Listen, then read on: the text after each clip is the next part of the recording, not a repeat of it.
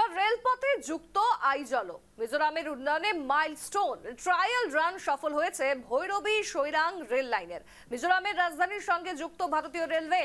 এই রেলপথের মাধ্যমে উত্তর পূর্বের বাকি রাজ্যগুলোর সঙ্গে যোগাযোগ আরো বাড়বে, ঘটবে আর্থিক উন্নতিও।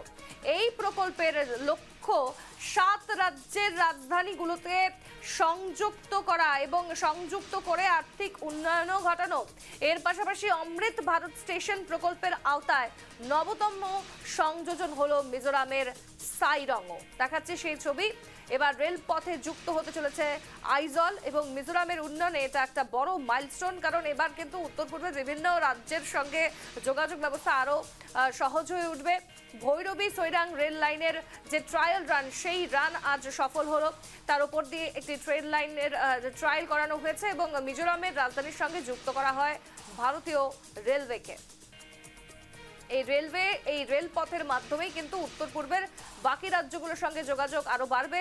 ঘটবে এতে আর্থিক উন্নতিও। এবং এই প্রকল্পের যেটা লক্ষ্য তা হচ্ছে 7টি রাজ্যের রাজধানীগুলোকে সংযুক্ত করা এবং তারপর আর্থিক উন্নয়নও ঘটবে এতে। এর পাশাপাশি অমৃত ভারত স্টেশন প্রকল্পের যে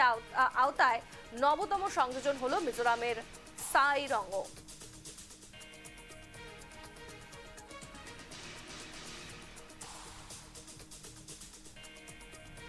এ নিয়ে দেখে নিন আমাদের প্রতিনিধি মর্তুজা আহমেদের এক প্রতিবেদন। মিজোরামে দেখা গিয়েছে বৃহৎ এলাকায় এই রেলের যে কানেক্টিভিটি বা রেলের যে লাইন, এই লাইনের কাজ চলছে এবং ইতিমধ্যে আমি দেখাচ্ছি এটা হলো টানেল নাম্বার 2 এবং তার আগে রয়েছে টানেল নাম্বার 1 এবং এই টানেলের কাজ ইতিমধ্যে সম্পন্ন হয়ে গিয়েছে এবং বিশেষ করে যদি বলি আমি বরাক উপত্যকার বাণিজ্যিক কেন্দ্র হয়ে দাঁড়াবে এবং সেই উত্তর পূর্বের রাজ্য মিজোরাম, সেই পাহাড়িয়া রাজ্য মিজোরাম, এই মিজোরামের সাথে রেলের যে যোগাযোগ, সেই যোগাযোগ বাড়বে এবং এই উত্তর পূর্বের এই রাজ্যের সাথে যোগাযোগ কানেক্টিভিটি বাড়বে, রেলের যোগাযোগ, সেই রেলের যোগাযোগের এই রাজ্যের বাণিজ্যিক বা এই পর্যটনের দিক আরো এগিয়ে যাবে বলে ধারণা করা হচ্ছে এবং ভারত সরকারের এই উদ্যোগকে কিন্তু এক প্রকার প্রশংসনীয় উদ্যোগ বলা যায়, কেননা তারা দীর্ঘ এক স্বাধীনতার পর থেকে এই রেলের যে যোগাযোগ থেকে বিচ্ছিন্ন ছিল এবং এই রেলের যে যোগাযোগ তারা এবার পাবে এবং সেই ক্ষেত্রে এই রাজ্য মিজোরাম এক প্রকার, মিজোরামের লোক এক প্রকার তারা নিজের বহিরাজ্যের সাথে তাদের যোগাযোগ বিচ্ছিন্ন ছিল, এই যোগাযোগের ক্ষেত্রে তারা এক প্রকার সকাহ লাভ করবে বলে জানা গিয়েছে এবং এটা হলো টানেল নাম্বার 2 এবং টানেল নাম্বার 2 আমি দেখাচ্ছি এটা প্রায় সম্পূর্ণ হয়ে গিয়েছে এবং অন্যদিকে এদিকে দেখা যাচ্ছে পাহাড়ের কুলে এই রাজ্য এবং পাহাড়ের মধ্যে দিয়ে এভাবে রেলের লাইন চলছে, পাহাড়ের মধ্যে দিয়ে এভাবে রেল যদি যায় তাহলে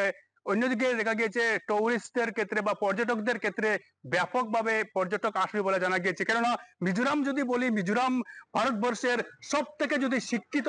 রাজ্য বলা যায়, এই মিজোরামে 100% লোক শিক্ষিত এবং মিজোরামে মাত্র 16 লক্ষ মানুষ বসবাস করে 2011 সেন্সাস মতে। এই ক্ষুদ্র মানুষ থাকা এই মিজোরাম শান্তি শৃঙ্খলার দিকে মিজোরাম সর্বাধিক, মিজোরামে কোনো ধরনের হিংসাত্মক ঘটনা দেখা যায় না। মিজোরামের যে উপজাতি লোকরা বসবাস করে তারা শান্তি শৃঙ্খলায় বসবাস করে এবং তাদের ক্ষেত্রে এক প্রকার এক উল্লেখযোগ্য ভূমিকা পালন করবে এই রেল কানেক্টিভিটি। ইতিমধ্যে আমি রয়েছি মিজোরামে, উত্তর পূর্ব ভারতের ছোট্ট একটি রাজ্য মিজোরাম রাজ্যে রয়েছে এবং মিজোরাম রাজ্যের সাথে রেলের যোগাযোগ নেই। এই রেল যোগাযোগ করার লক্ষ্যে